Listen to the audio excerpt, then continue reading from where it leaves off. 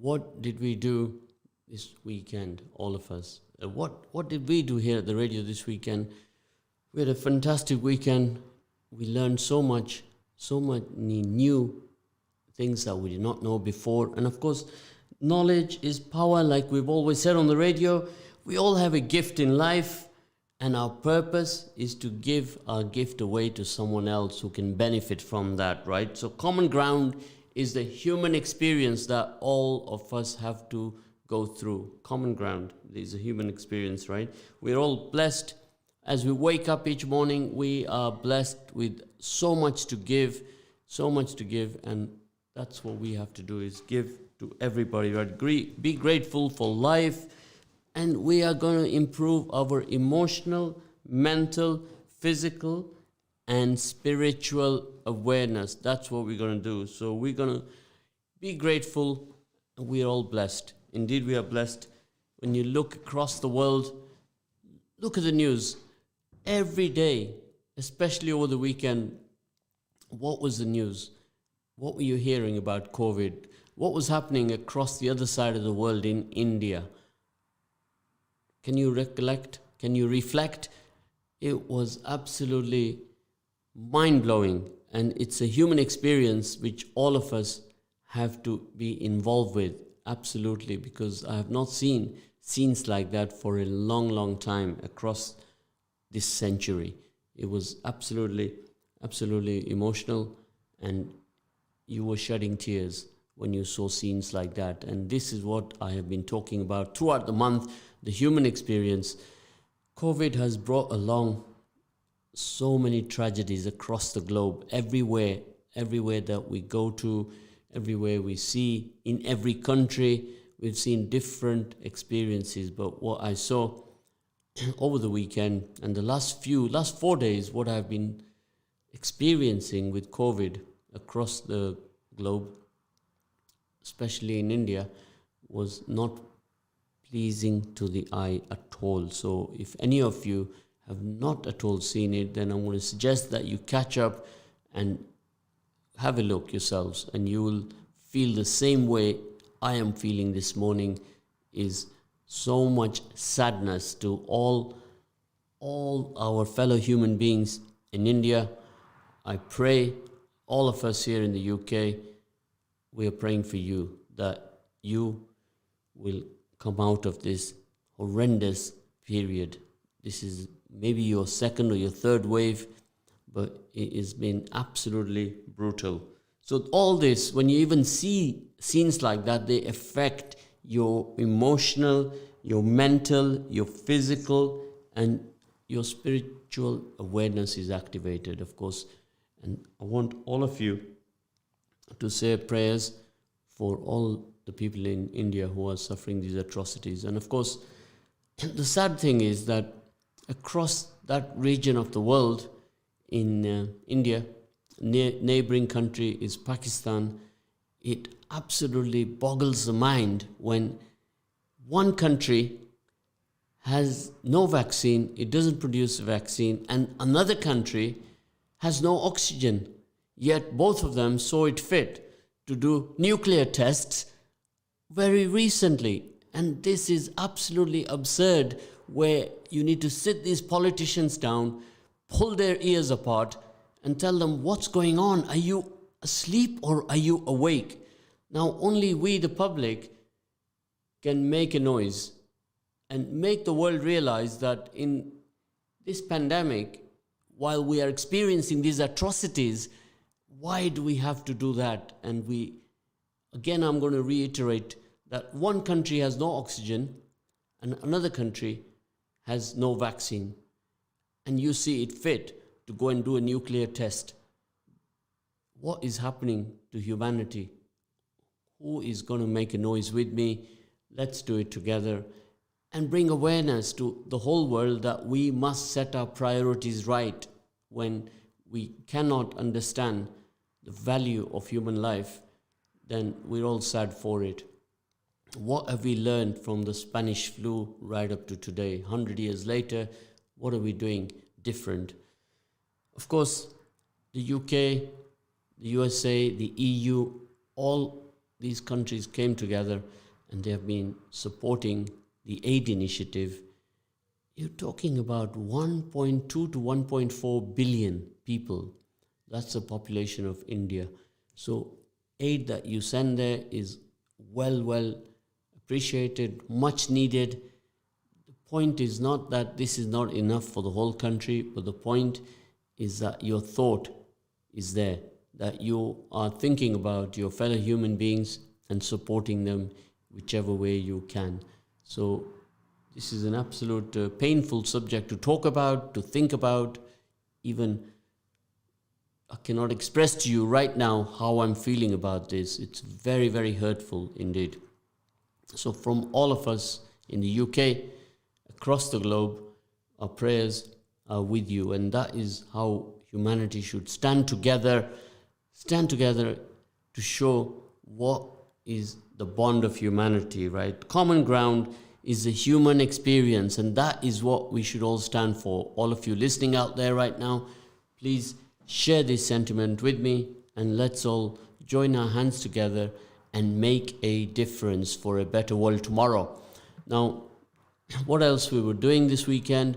Of course, learning every day. Every day is a day of learning. We were learning so much about the institutional racism in our country. Systemic institutional racism in the country. Now, this is a subject that we are going to share with everybody throughout the country and see what we as a community, the wider community, can do about it to make a difference. I strongly believe that change lies in the hands of you and I. We can make that difference. I just don't believe that it can be done without everybody getting involved. Of course, air your feelings, air your thoughts.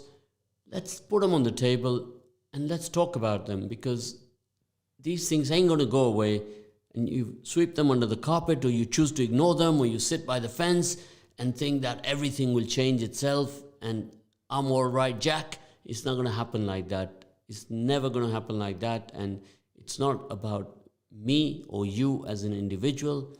It's about change for the next 100 years. Whatever we do today will define us tomorrow. So we need to all come together on this subject. It's sad that we are each year talking about this again and again and again, yet we seem to be going over the same old. So this is a very deep subject. We had a lot of listeners calling in, asking us to do a specific program on this. And not one program, but a daily reminder that how are we going to make a difference? How are we going to bring about change? Many of you will have had experiences. You will have gone through this journey of having something happen to you in your job, in your work life, in your home life, or even out there on the street. So many stories that we come across here. Yet today we live in a WhatsApp generation, in the social media generation, where our concentration span does not exceed 7 days. So news comes and goes so fast. After 7 days, it becomes history. And that is the problem here, that we are not adapting as fast as we should with our humanity. Our indifference to each other. That is what I want to talk about later on, but we will do a program on this. It's not as easy as just putting programs together. We're here for 30 days during the month of Ramadan, and when we get these requests, we have to start researching them, start putting a team together. A lot of learned people who have been active in this field many years, more than I have, and we have to connect with them, engage with them, and we have to create a structure of program. And of course, here at Radio Ramadan, we don't have the facilities or the resource to be able to do that in a jiffy, as they say, right? So we're going to put some programs together, and we're going to discuss them each morning. I think we'll start soonest tomorrow maybe. But today, I want to remind you all about our COVID conditions, our situation right now in the UK. I'm told that we have had about 27 million vaccines. First one or second one, I don't have that stat here in front of me right now, but do not think that you are out of the water. You have to still respect. You wash your hands, you start to put your mask on. Don't ignore not putting your mask on. You can see I'm not putting a mask on today because I'm by myself, and be very mindful. Keep your social distance, put your mask on, wash your hands, and be absolutely careful. There's no guarantee. No one has a stat here in front of us. We are now amongst the Brazilian mutant. We have the South African mutant. We have variant or mutant. I don't know what is the right word to call that, but we'll find that out later when we have one of our experts come and join us and talk to us more about the COVID situation across the globe. And we have now the Indian variant, they call it. Now, the vaccine is not responsive to all of them because there are no tests conclusive enough to tell us that the vaccine is going to work on all these variants, the Brazilian variant, the South African variant, the Indian variant, and even the UK variant, right? We don't know. So much to learn about this. Sometimes all these studies can take up to 5 years before you know fully what the results are. And of course, I want to remind you all that during the weekend, a stat was discussed with me, which I'm researching right now, and it was astonishing that the number of medics from the ethnic community who had lost their lives in the very early days in the UK, the figure was in the 90s, 90%. That was the figure, number of people who lost their lives in the very early stages. So we started COVID conditions in March 2020, and now we are almost to the end of April 2020. Almost a year and 1 month has passed.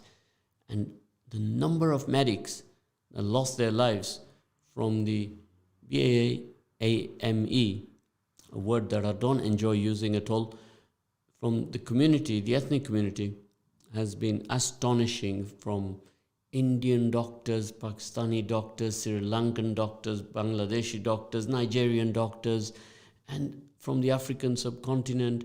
And it was astonishing what a high number of them lost their lives in the very, very early days of COVID. Now, these figures are still being calculated right now across the country, in all countries in fact, that what is the reason why the ethnic community has been so much affected. It has been affected the most across the globe, and this is something that has to be studied in great detail. And later on in the program, perhaps we may touch on this with our expert who will join us after the break, and we want to go through that, discuss that, and find out what can we do now to bring about change. Solutions is what we are interested in, and we're going to discuss that. I got a message just now here saying that I read the Tony Seal report. Of course, those of you who don't know what that report's all about, it was the total report on the institutional racism, systemic racism in the UK.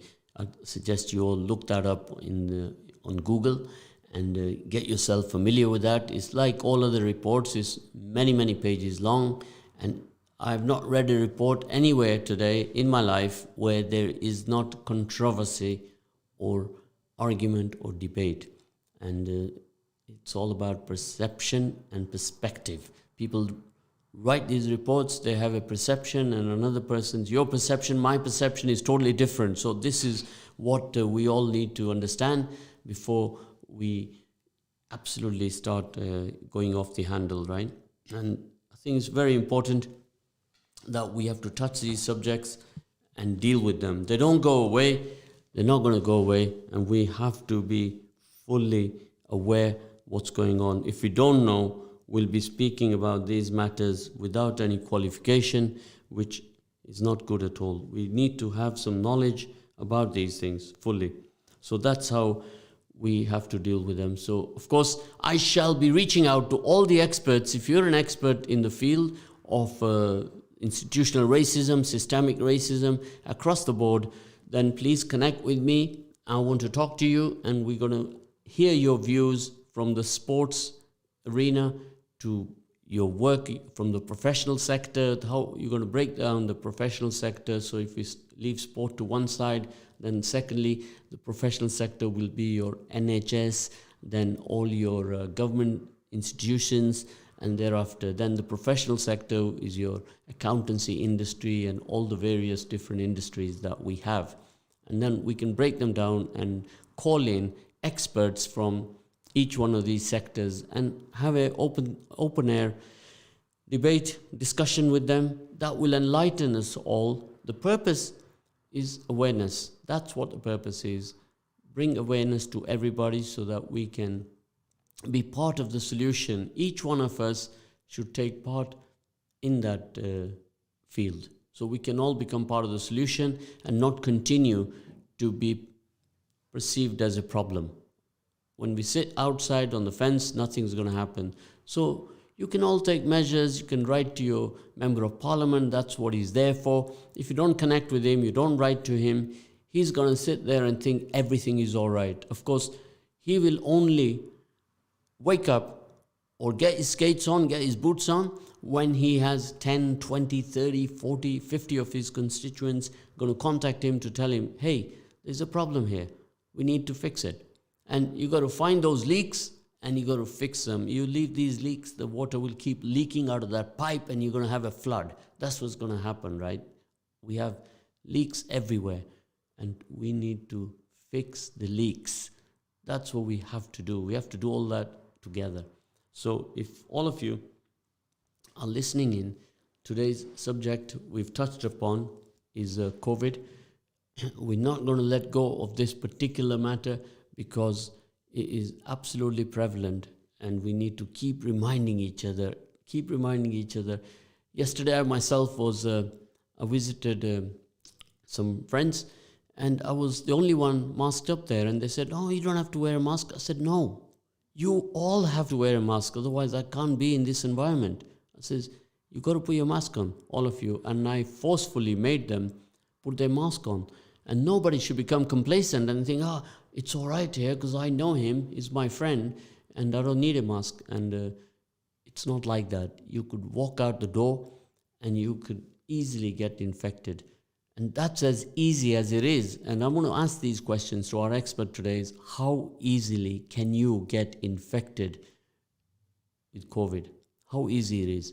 And that's why we should not at all slip up and say that everything is all right. No, everything may seem all right, but everything is not all right. I've got another message here saying that it's so true, the issue about vaccines and oxygen. This is earlier on when I mentioned that one country is run out of oxygen, which is free out there. You can go out there and breathe. It's free of charge. But the oxygen they're referring to is in the hospitals where you need oxygen for the patients who are lying on that bed on their last breaths and they need oxygen. So hospitals, putting the vaccine aside, they don't have oxygen. And there are scrupulous people out there in India who are selling one bottle of oxygen for $500. This is the sad part of humanity, where people are looking to make a profit out of adversity. And this is very, very sad. You know, these are human lives and you are selling them. You're selling human lives at $500 a bottle. And of course, I saw on the news that a person actually, he told the story where he bought that bottle for $500 and that depleted, and then he didn't have any more funds to buy another bottle. And this is the sad part of exploitation, when you have people with 1.4 billion or 1.2 billion. I'd like my controller to check that and verify that. What is exactly the population of India? And he let us know, and I'm going to give you the exact figure. So it's very sad that we are abusing each other all over the world. when we do these acts, these are absolutely very, very sad. The exact population in India is 1.366 billion. Now let's compare that with the population in the UK, which would be about 66 million, right? UK population is about that. So look at the disparity here. 66 million against 1.3 billion. How does a country control 1.3 billion? It is absolutely unbelievable. When you look at the USA population, it's about 328 million only. So India, the size of that country, is almost more than 10 times the size of the UK in population. USA, almost 4 times more people in India than there is in the USA. So these figures are astonishing. India is almost the same as China at 1.398 billion. These are the only two countries in the world which have passed the billion. The rest of the world is never going to reach those figures, right? Never. So you see the UK is 66 million only, the UK is. Yes? Of course, these figures, these stats are all available on your net. You can always look at that.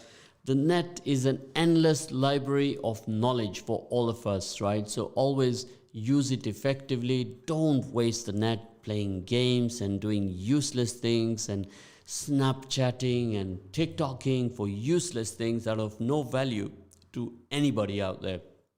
So use it effectively, and it's an endless library of knowledge. So today we're on to a very serious subject, and we're going to deal with that the best we can. So I'm going to touch base with you very soon after the break. Please don't go away. Join me straight after this break. You're listening to Ramadan Radio. Jazakallah khair. Join you soon.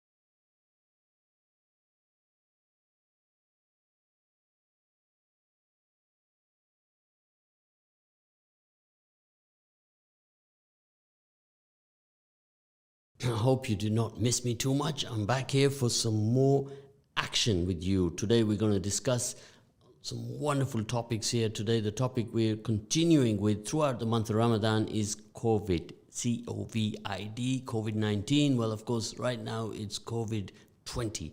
So today I would like to welcome our guest from far away. You can try to guess yourself with the accent, is Dr. Saima Anis. Wonderful for you to join us this morning. Can you hear me? Yes. Good morning and assalamu alaikum. Walaikum salam. I hope you had a wonderful weekend and you are busy with your work and experiencing some of the pain and the emotion that we have all been experiencing here in the UK when we are watching the news with the plight of people in India. How is it over there, your side of the world? What are you seeing and experiencing over there? We're experiencing more vaccine confidence, which means that people are getting a little bit more relaxed. And that can be a good thing, but that can also be a bad thing if you go too loose in your attitude towards the pandemic. But generally, in my state, numbers haven't been stable. They've been slowly creeping up. And we'd like to make sure that our hospitals aren't overburdened with serious cases. We'll talk more about where I am in the US later, but let's get down to your pressing questions, Zed. Of course, when you mentioned about the vaccines, my first question to you would be, tell us more about the efficacy, right? This is, first of all, explain to us what is efficacy. Now, remember, I want to reach out to the people who don't know a lot of the medical words or terms. So let's start with that first. Keep it simple, keep it plain. Completely simple. And this is why we keep touching on the topic almost every week, and we should continue to do so because we want everyone to understand how this works. So efficacy is a term that is used when you're trying to develop a vaccine, such as in clinical trials. And it's reserved for that process, this term. Effectiveness is the word to use for our use in the community. When you go and talk to someone, how effective is the vaccine? So if I talk about, say, I have 4 different vaccines in mind right now, which are very popular.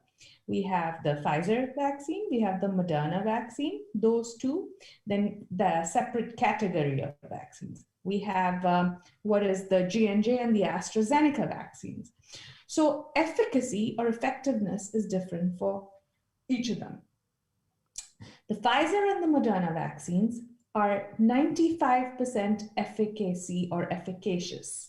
And the AstraZeneca and the Johnson & Johnson vaccines are about 66% efficacious. What does that mean for us in the community? What it means is the number of hospitalizations and deaths by these and serious illness by these vaccines is only possible in, say, for the 95% efficacious vaccines, only 5% cases, which means you are protected 95% of the time if you receive the vaccine, if you are exposed to COVID-19. However, what we've seen in real life, in real world, is it doesn't matter which vaccine you get, you are still protected from serious illness and hospitalization and death. The point being, get the vaccine. Of course, now, one of the questions everybody will ask you when you're out on the street is, which one have you got? It's not a car, but people are concerned. They've read press about one and the other and the other and the other, and they're in total confusion. So no, what I want to ask you, going on further from that, is the situation in India is absolutely been emotionally tiring to be even watching all that, because it has an effect on everybody's mental being when you see how is it being perceived in your neck of the woods.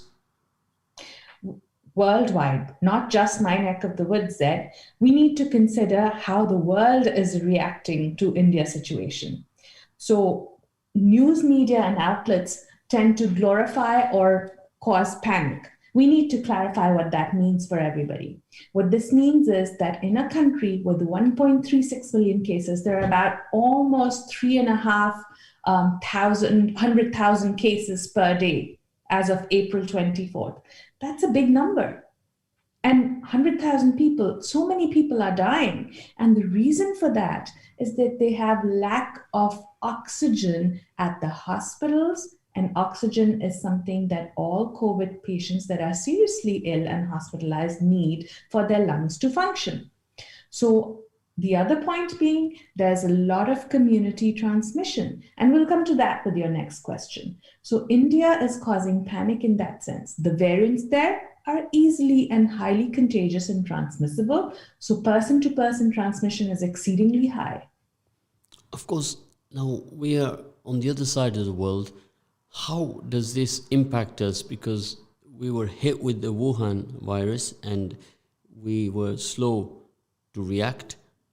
All our people, our governments, they did not get their skates on till at least 3 months after. And as a result, where we are today, right? Now, smaller countries can effectively deal with the situation better.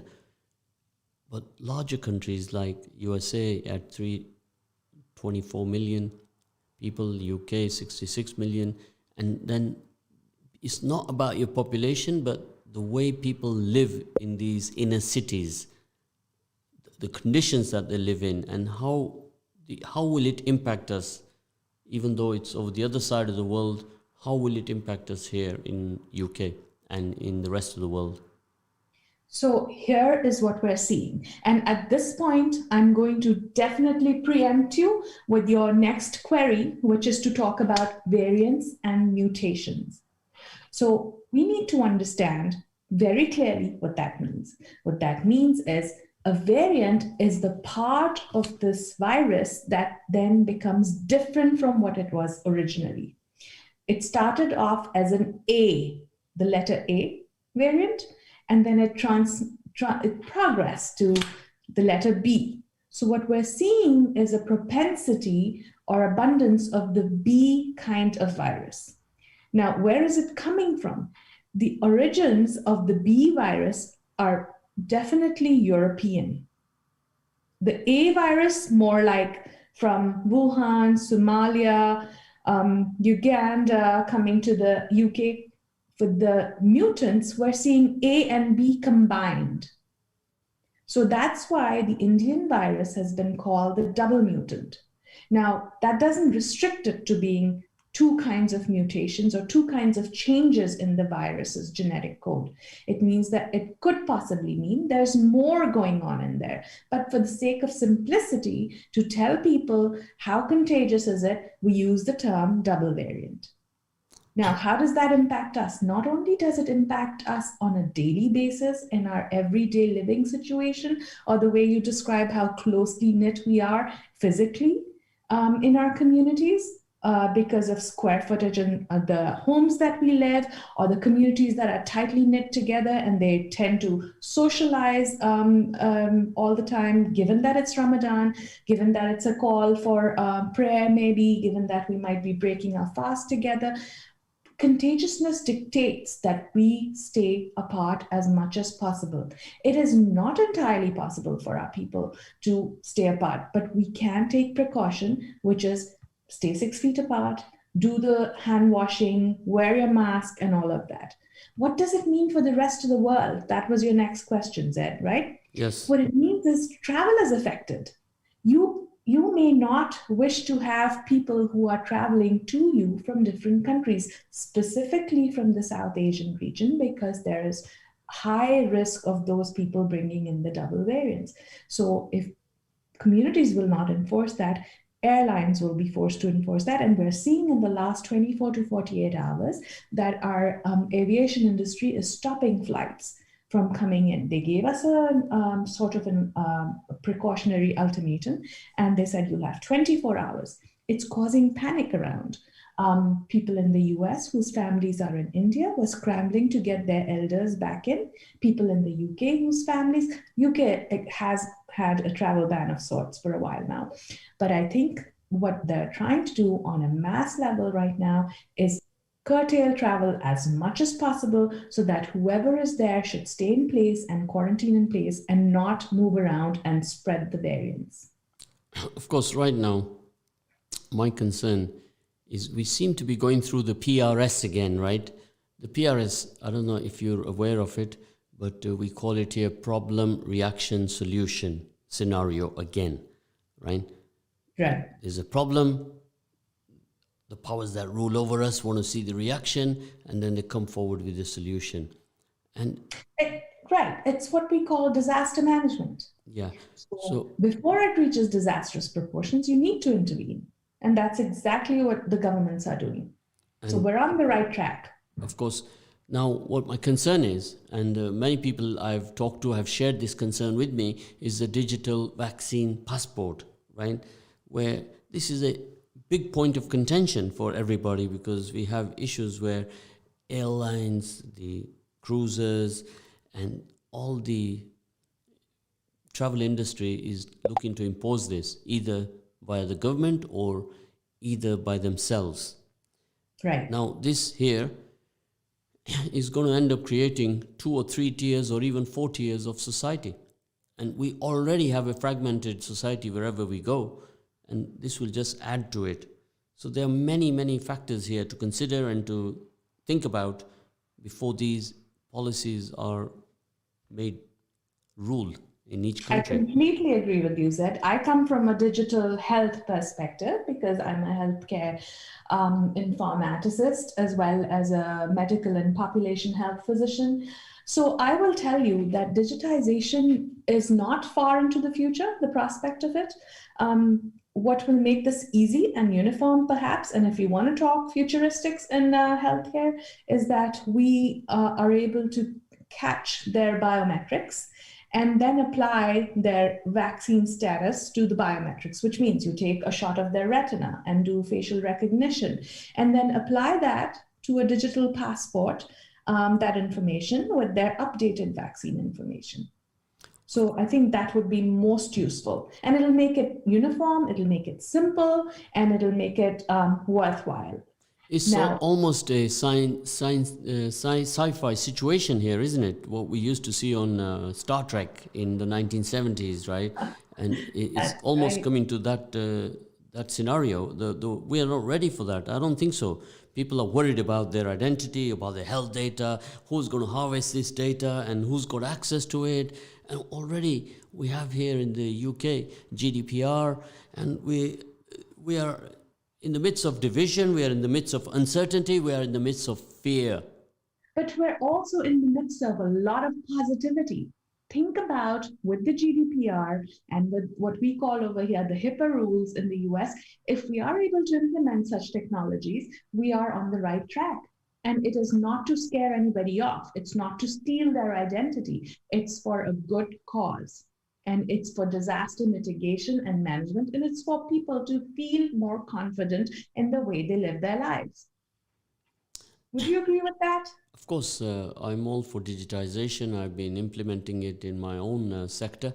I think it's a wonderful way forward, and I'm always implementing the ATC, adapt to change. So every day we have to change for the better, and all the more knowledge that we have, and the right kind of knowledge to feed to each other is what we have to do. I always say in my programs that we're all blessed with a gift, Dr. Saima.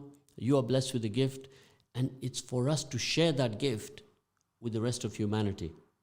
Absolutely. Anytime. We should do our best to share whatever knowledge we have, and instead of creating panic, trying to get people to understand the real issues at hand. And that's why we're here on Ramadan.fm. Of course, now we're talking here also about children in our community. Children in our community, how safe are they? Because many parents have voiced concerns to me about this. And when will the vaccines be given to them? And what is the effect of the vaccine to these children? I think everyone should know and feel confident that for the 12 to 15-year-olds, at least Pfizer is planning on rolling out something by the end of summer. Of So course. children in that category should, the parents of those kids should feel more confident come end of summer or fall. Younger children, younger than that, are still at risk. However, the numbers are not alarming in that age group.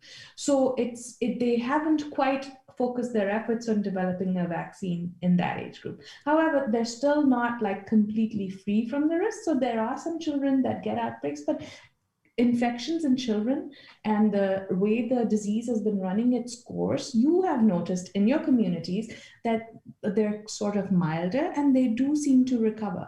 In very rare instances where a child is immune compromised, meaning their immunity is weak, you might see serious illness, or you might see the long COVID, which is the long haul effects of COVID, which is what we as physicians called a multi-system inflammatory condition. And it's no different than having a long-term effect of a flu. All manageable unless you see signs of breathing issues, in which case you take the child to the hospital and they treat them there. So point being, children up to 12 years, for right now, we're okay with 12 to 15. We might see vaccine rollout by the end of summer or fall, depends on how Pfizer and other pharmaceuticals pick up. I know there are current trials going on, at least in my city and Seattle and other cities, through the biggest children's hospitals. The effect of this will be downstream and should be received very well in UK and other countries. Of course, yesterday, still I'm being asked by friends and people that I know. One person told me yesterday, it was quite alarming. He says, "No, I'm not taking the vaccine." I said, "Why not?" He said, "I'm going to wait 5 years to see what has happened. It will take 5 years before the effects of the vaccines are out in the open, and then I'm going to take one." And this is still the perception that people are following, that wait and see what happens a year, but 5 years to wait is quite mind-boggling, isn't it? It is. I would say that the pandemic will burn itself out. From some of the collective evidence I've received from online media and resources, should burn out by the end of 2023. Or the hype and the whole hullabaloo about how we're leading our lives, there should be some normalization beyond 2023. So it's not 5 years in, it should be much sooner, because that's the natural course of any pandemic. We've seen with the Spanish flu and the others 100 years ago. So there is hope, and that's the note I want to leave you at. And the other thing that I would leave you at is prevention. Vaccine is a tertiary form of prevention. There is hesitance, as always. Some people, you can't change ideas and beliefs overnight, but it's only a matter of time when people will see sooner than later, sooner than 5 years, that the effects. Of course, we're sorry to interrupt you. We're coming to the end of the program, and it's just gone very, very fast, because we are talking with a lot of naseeha, as they say, and pandemic burnout is amongst us all. So, Dr. Saima, I will request you kindly to do a closure here today. We have 20 seconds. Keep mentally and physically resilient. Don't succumb to burnout. Keep your prevention practices in place. Mask up. Socially and physically distanced at 6 feet, not 3 feet. The variant is more contagious, especially in countries where our listeners are located right now. Thank you very much, Dr. Saima. Much appreciated. Mask up from Radio Ramadan. Jazakallah khair. Bye.